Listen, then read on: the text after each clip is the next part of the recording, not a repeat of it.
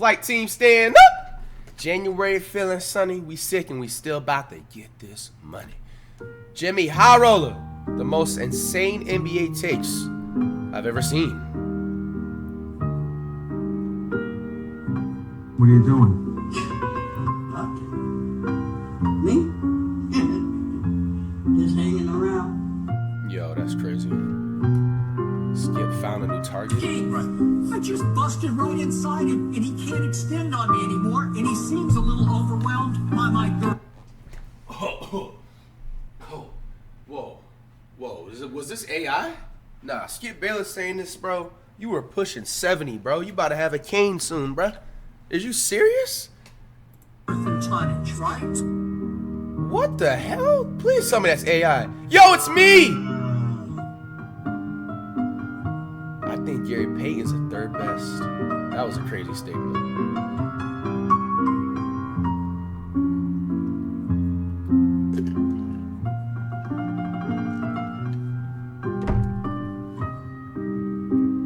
Yo. Nah, that's crazy, bro.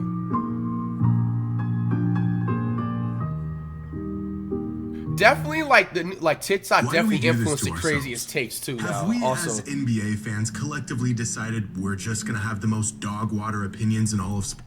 Bro, I thought the thumbnail was so clickbait. What? Now whoever said this gotta go to hell, bro. You was weird for saying this, dog. That's just karma coming back. Why'd you even say that? First of all, whoever made this, bro, and said this, dog, they need to put him in a psychic ward, bro. Close everything, dog. Check that man's book bag. Check what's everything, bro, on him, around him. I think so. I, too, am guilty of this. And today, we're going to take a look at some of the hottest and some of the best NBA takes I've come across recently. So buckle up. It's about to get ugly. Baron Davis. What you know about him, man? Today's video is sponsored by SaaS Opening Geek, and you can download off your first. Something to admit. I have a sick obsession with bad NBA takes. I can't help myself. Why I choose to dive headfirst into this dark and desolate rabbit hole far too often is beyond me. It's an addiction, really. I need help. And while scrolling for way too long the other day, I came across this. A gold mine. Will this Reddit thread contain some of the most devious nonsense I've ever laid eyes on? Yes. Do I want to read all of it? Absolutely. Because I too want to go insane. And after seeing this comment, I knew it was time for another Hot Takes video. Now, our first take comes from former NBA player Rashard McCants, who came up with a diabolical take while on a podcast with Gilbert Arenas a few weeks ago. No way. I think that the real hoopers know that Kevin Durant is going to go down as a better basketball player than LeBron. At the end of the road, not right now. Bro, like, come on, bro. It's not even a comparison, dog. KD's in his own lane for show, and he's definitely a legitimate top 20 player of all time and right now, bro. But come on, man.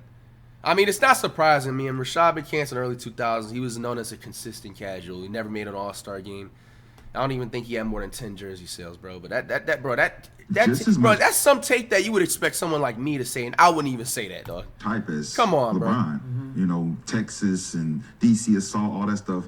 It's like, well, why is KD not being seen as top 3 all time? Because he's not. Because the media killed off the legacy when he left. When he left, yep.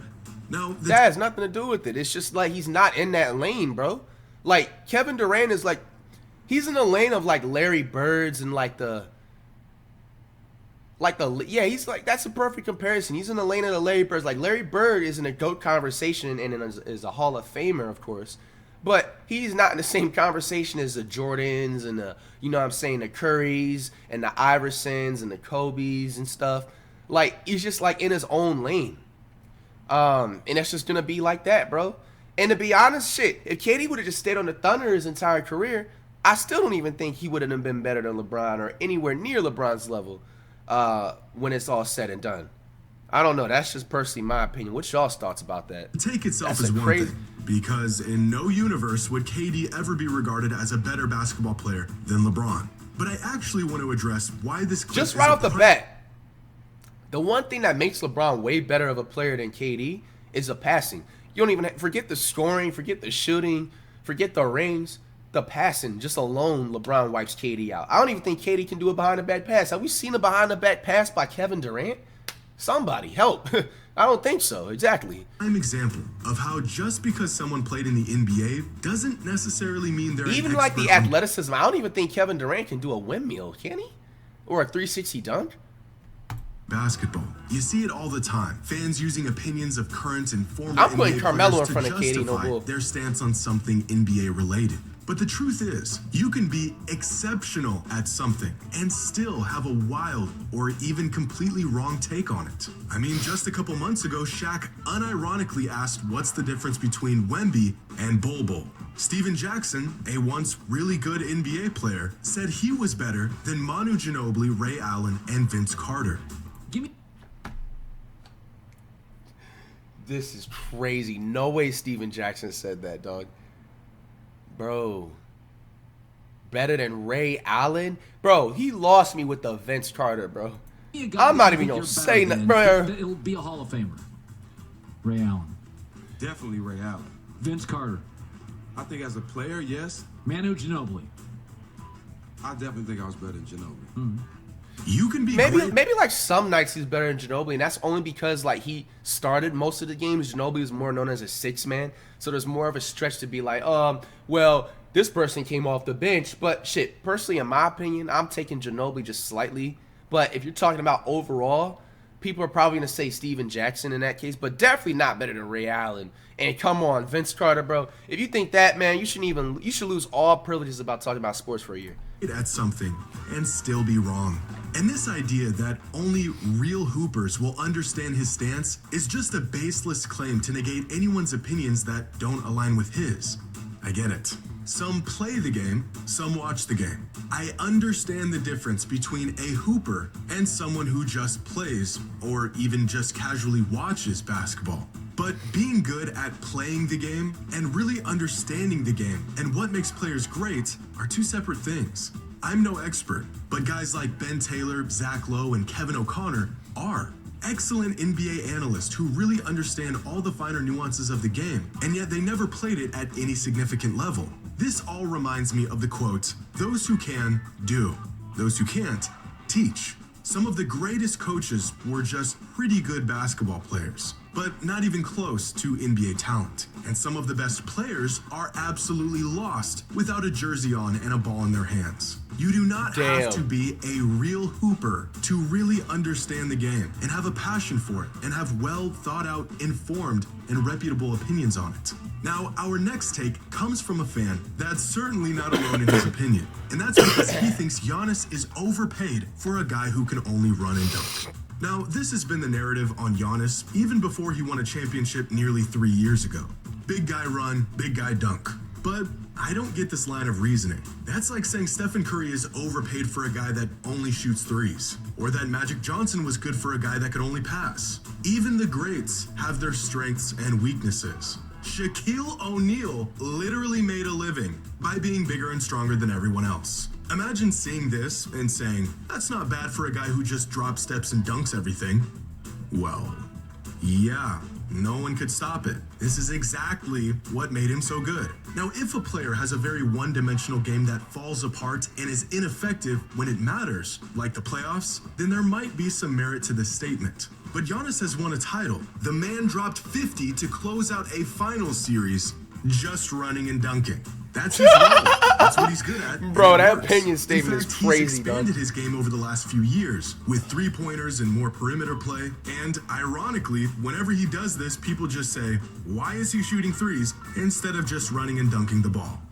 Bro, imagine if a Kumpo was like 7, or a Wemby's height. The job done. Dog. How you get it done is irrelevant. This is a bad take. This next take comes from an NBA fan that says that Steph Curry is top 10 all time. Top 5. And not only do I agree Top with 5. this, I don't even think this is a hot take anymore. Thank and you. yet somehow, Wow, in Jimmy the High great Roller, comment W, man.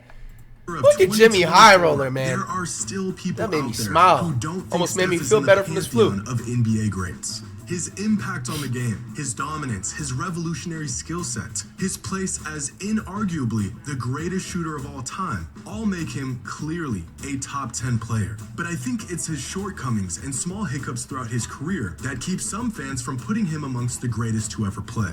Kevin Durant joining the Warriors, the 3-1 comeback, this nonsense narrative that all he does is run around moving screens. Bro, the funny thing, all right, let me be honest, man. People always want to talk about these super teams, bro. Why don't we talk about the older 95, I think, or 94? Whenever Scottie Pippen came along, forget that shit. Even Steve Kerr. Steve Kerr, if you go back and look at his stats, he was a very, very great role player, bro. In fact, I believe that if he played in this time period, Steve Kerr would probably make the All-Star team, bro. Like, we don't sit up here and act like the Bulls didn't have a super team back then. Michael Jordan, of course. Scottie Pippen, you know what I'm saying? And then, who's that other center that they had? Horace Grant. Horace Grant, didn't he make a couple of All-Star games? If he didn't, he was a definitely solid big man. And how I know this is because I've been playing 2K for a long time. And I've seen his rating and his overall. He's been a solid 85, 87. Bro, they don't just give anybody 85s and 87 usually, bro. Okay, you don't want to talk about the Bulls, fine. What about the Pistons? The Pistons literally had a 4-player mega team, bro, back in the day. The Bad Boy Pistons, Isaiah Thomas, Bill Laimbeer, and like 2 other niggas that was on the team. I forgot, bro. All right, you don't want to talk about the Pistons? Let's talk about the Celtics, bro. Larry Bird at a certain time. They had Robert Parrish playing at the same time, dog. There were some other Celtics players that was amazing role players. Like, we have to eliminate that super team out the entire convo unless they didn't get a ring until they got into the super team. That's the only valid convo. Curry would have had a ring with or without a super team. Let's be honest. Up threes, but while considering all and even Steph's 2022 proved that fact too. We tend to forget that every all-time great has had their shortcomings or even questionable victories. Hakeem won his 2 championships in the 2 seasons Michael Jordan was retired and wasn't around to defend his title. Kareem, regarded by most the Lakers back in the day, I can't even forget the Lakers before Magic retired.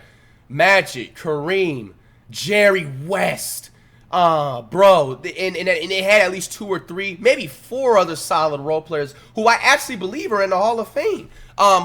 Phil Jackson, he played on the Lakers back in the day. He's made an All-Star game a couple times. GOAT of all-time coach. Come on, guys. Y'all tell me super teams ain't exist back in the day? Come on. Has 6 championships, but only 2 Finals MVPs since he played with the greatest point guard of all James time Worthy. for a decade. Kobe was the 2nd best player for 3 of his championships. Duncan won his first title in a weird half-ass lockout season and was not the best player on the Spurs in their last. Won his first ring in a 50 game. Oh, there was a lockout that year? I had to be in like the 2nd or 3rd grade. Title run. That's crazy. Larry Bird was playing with the damn That dream means it's a guaranteed sports lockout, always gonna come in like 5 or 10 years. team. That's crazy. They make all them billions and just be. He did all of his damage. As time struggling, goes by, we tend to overlook or even forget about the bad and focus on the good. I think this will happen with Steph as he nears the end of his career. And everyone will start to see that he is without a doubt one of the 10 greatest players of all time. Now, this next take comes from a fan who has fallen victim to a narrative that has ran rampant over the last year. Ever since LeBron James broke the NBA's all-time scoring record last season, fans have been theorizing who might be the player to break it. And like many others, this fan says it will be Luka Doncic. My brothers, Curry. Luka Doncic is not breaking LeBron's scoring record. In fact, no one in the NBA today, or even any upcoming prospects, will break LeBron's scoring record. Curry. I would even go as far as saying this record will not be broken within our lifetime. Records are made to be broken, it's only a matter of time. Yeah. Whatever LeBron ends up with, no one is touching it. Damn, Curry, why isn't he in the top 10? Did Jimmy Howard accidentally forget him?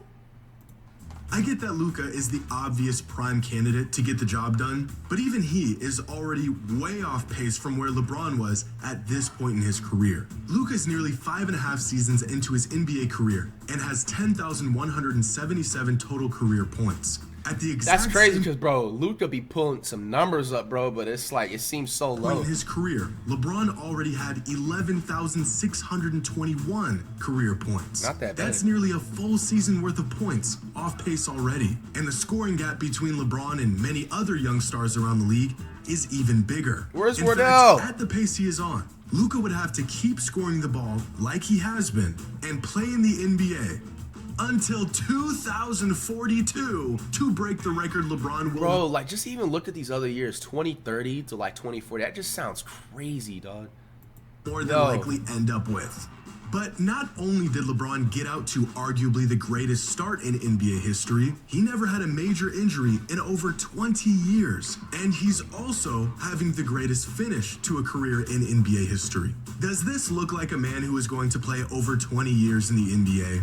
Even with the way scoring continues to increase, players don't even play enough games anymore to keep up with LeBron's pace. Say LeBron plays 2 more seasons after this year, putting up the same numbers he is now. And say a player manages to be the most lethal scorer ever. MJ has the highest career points per game average in NBA history at 30.1 points. So this new player is literally scoring like Michael Jordan from the moment he steps foot in the league. Now, if that player played 70 games a season, averaging 30.1 points a game.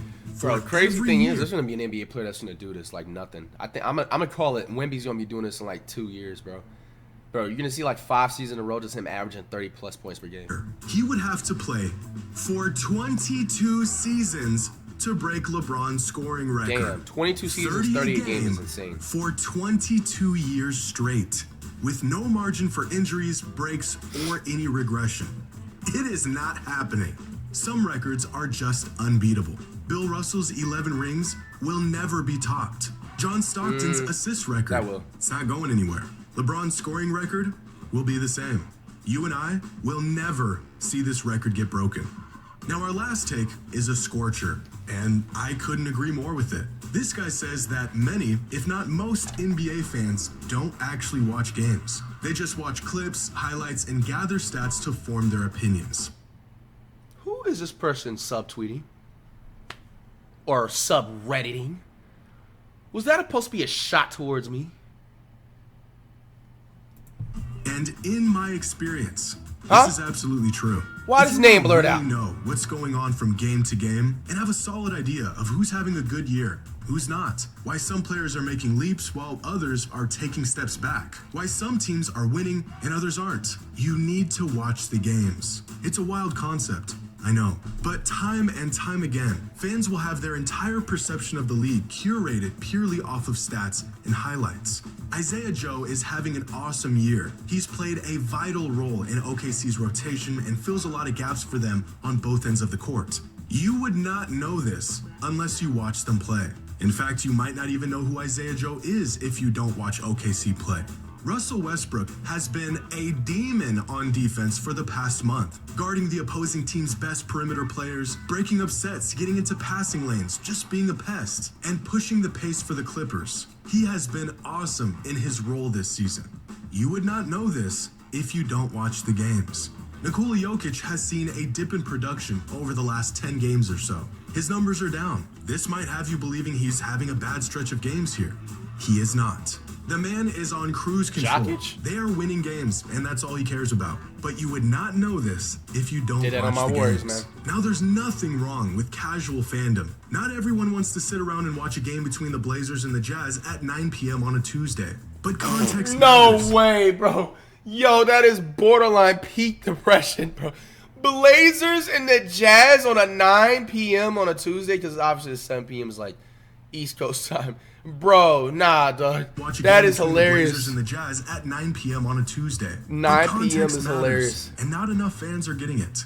Watch the games, my friends. But that's all I got for now. Y'all know the drill. Leave your hottest NBA It's takes crazy in the comments because below. I think- And, what did I say not right everyone wants to sit around and watch a game between the Blazers and the Jazz at 9 p.m. on a Tuesday. But context matters. This is crazy. This was said last year. They said NBA was flat, but still not back to pre-pandemic level. Bro, it's not going to just get back to that level, bro. Y'all would have to get into another lockout. And not enough fans Like, are getting it. honestly, just the time that it was away for that entire year, people appreciated the league and the sports more. So it's just Watch the games, probably my friends. impossible But that's all I got for now. for them to Y'all know top the that. drill. Leave your hottest NBA takes in the comments below. And, of course, the hotter the better. Okay. Shout out to High Roller Man, another goated video in the books.